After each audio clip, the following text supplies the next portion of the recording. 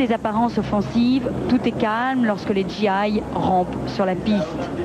Depuis l'accord conclu hier soir entre les Américains et le président haïtien Jonathan, l'arrivée des Américains était surprogrammée. Quelques centaines d'hommes déployés essentiellement autour des points stratégiques et qui n'ont trouvé aucune résistance.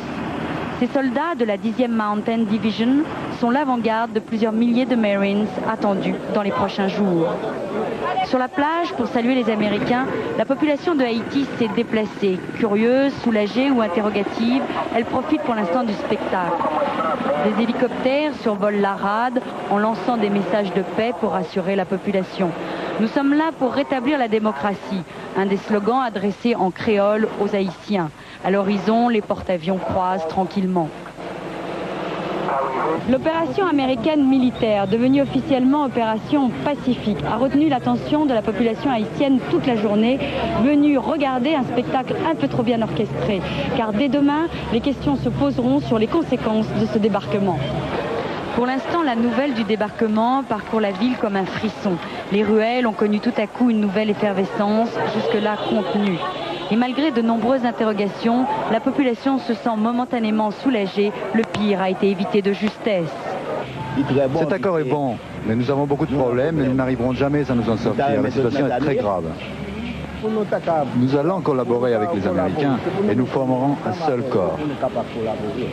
Est-ce que ce sera comme le premier débarquement en 1915 ou cette fois-ci apporteront-ils la démocratie?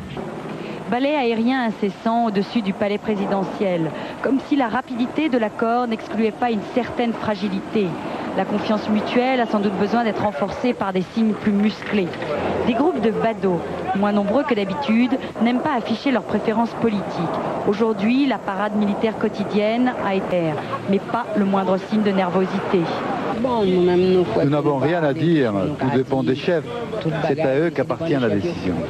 Je ne suis pas content, mais il y a un point positif, l'embargo sera levé. Le retour des Américains en Haïti alimente bien sûr les conversations de ce pays qui connaît régulièrement des soubresauts. Mais impossible d'oublier que pour la majorité des Haïtiens, il ne s'agit pas de résister, mais de survivre. Le salaire journalier d'un manœuvre ne permet pas d'acheter 2 kilos de riz et la levée de l'embargo sera la vraie victoire. Je suis ravie et je pense que c'est excellent que Clinton a bien fait d'attendre. Il a fait du bon boulot en utilisant jusqu'au bout tous les moyens diplomatiques. Je suis ravi, on aurait pu perdre beaucoup de vies. Aucune vie américaine n'aurait dû être exposée pour cette raison sur le terrain. Je ne vois pas l'intérêt des États-Unis. Le quartier des Salines, l'un des plus déshérités de Port-au-Prince, et ses enfants souffrant de malnutrition pour la plupart et de bien d'autres maladies. Haïti est le pays le plus pauvre de l'hémisphère nord avec un revenu annuel par habitant de $400.